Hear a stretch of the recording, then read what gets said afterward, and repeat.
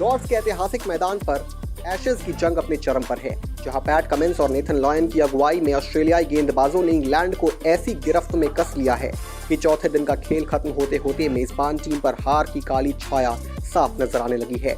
तीसरे Ashes test में Australia जीत और सीरीज बरकरार रखने से 4 विकेट दूर है, जबकि इंग्लैंड जीत के लिए अभी भी 228 रनों के पहाड़ जैसे लक्ष्य से जूझ रहा है। चौथे दिन के स्टंप्स तक इंग्लैंड ने दूसरी पारी में 6 विकेट पर 207 रन बना लिए हैं। क्रीज पर विल जैक्स 11 रन और जेमी स्मिथ 2 रन बनाकर डटे हुए हैं, लेकिन ऑस्ट्रेलियाई गेंदबाजों की धार, दबाव और आत्मविश्वास को देखते हुए इंग्लैंड की राह बेहद कठिन नजर आ रही है। पैट कमिंस और नेथन लायन ने 3-3 विकेट झटककर मैच का रुख पूरी तरह ऑस्ट्रेलिया की ओर मोड़ दिया है।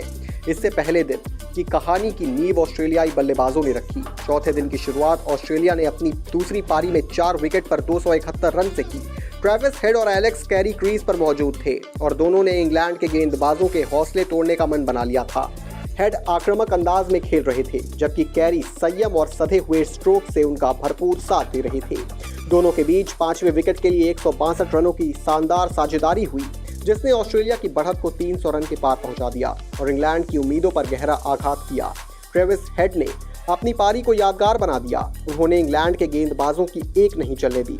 धैर्य, आक्रामकता और क्लास का बेहतरीन मिश्रण दिखाया। 219 गेंदों पर 16 चौकों और 2 छक्कों की मदद से 170 रन बनाकर हेड आखिरकार जॉश टंग का शिकार बने। उनकी विदाई के साथ लॉर्ड्स के दर्शकों ने खड़े होकर तालियां बजाईं, लेकिन इंग्लैंड के लिए ये सम्मान भी दर्द कम करने के लिए काफी नहीं था। कुछ देर बाद एलेक्स कैरी भी बेन स्टोक्स की गेंद पर आउट हो गए। कैरी ने 128 गेंदों पर 6 चौकों की मदद से 72 रन बनाए और ऑस्ट्रेलिया की पारी को पूरी मजबूती दी। हेड और कैरी के आउट होने के बाद ऑस्ट्रेलियाई पारी ज्यादा देर चली नहीं। जॉश इंग्लिश ने 10, कप्तान कमिंस ने 6 और स्कॉट बोलैंड ने 1 रन बनाया, जबकि मिचेल स्टार्क 7 रन पर नाबाद रहे। ऑस्ट्रेलिया की दूसरी पारी 349 रनों पर सिमट गई, लेकिन तब तक मेहमान टीम पर 434 रनों का विशाल पहाड़ खड़ा हो चुका था। इंग्लैंड के सामने जीत के लिए 435 रनों का लगभग असंभव लक्ष्य था। इंग्लैंड की ओर से जॉश टंग ने 4 विकेट लिए।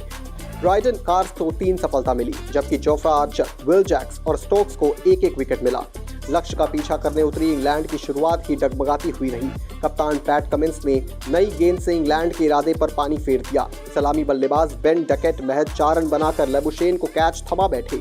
इसके बाद जैक क्राउली और ओपी पोप ने पारी को संभालने की कोशिश की, लेकिन कमिंस ने एक बार फिर वार किया। पोप 29 रन बनाकर 17 गेंदों पर लेबुशेन के हाथों लपके गए। तीसरे विकेट के लिए जो रूट और जैक क्राउली ने 78 रनों की अहम साझेदारी की और कुछ देर के लिए ऐसा लग रहा था कि इंग्लैंड मुकाबले में लौट सकता है। टी ब्रेक तक ऑस्ट्रेलियाई गेंदबाजों को कोई सफलता नहीं मिली, लेकिन तीसरे सत्र की शुरुआत में कमिंस ने इंग्लैंड की उम्मीदों पर फिर से चोट की। रूट 39 रन बनाकर आउट हुए और ऑस्ट्रेलिया को तीसरी सफलता मिली। इसके बाद क्राउली और हैरी ब्रुक ने चौथे विकेट के लिए 68 रनों की साझेदारी कर इंग्लैंड को 150 रन के पार पहुंचाया। क्राउली ने अर्धशतक पूरा किया और ऑस्ट्रेलियाई खेमे में थोड़ी चिंता बढ़ी, लेकिन नेथन लायन ने अनुभव का इस्तेमाल करते हुए ब्रूक को आउट कर इस साझेदारी को तोड़ दिया। ब्रूक ने 30 रन बनाए। लियोन यही नहीं रुके, उन्होंने कप्तान बेन स्टोक्स को बोल्ड कर इंग्लैंड की आधी टीम को पवेलियन वापस भेज दिया। स्टोक्स महज 5 रन बना सके। इसके बाद लियोन ने शानदार गेंद पर जैक क्राउली को आउट कर इंग्लैंड को छठा झटका दिया। 85 रन की जुझारू पारी खेलने वाले क्राउली की विदाई के साथ ही इंग्लैंड की उम्मीद लगभग टूट गई। दिन का खेल खत्म होने तक इंग्लैंड संघर्ष करता नजर आया, जबकि ऑस्ट्रेलिया जीत के बेहद करीब खड़ा है। लॉर्ड्स की शाम में ऑस्ट्रेलियाई खिलाड़ियों के चेहरों पर आत्मविश्वास झलक रहा है और इंग्लैंड के सामने अब सिर्फ एक चमत्कार ही हार टाल सकता है। एशेज की इस लड़ाई में ऑस्ट्रेलिया ने शिकंजा कस लिया है और 5वें दिन का सूरज शायद इंग्लैंड के लिए बेहद कठोर साबित हो।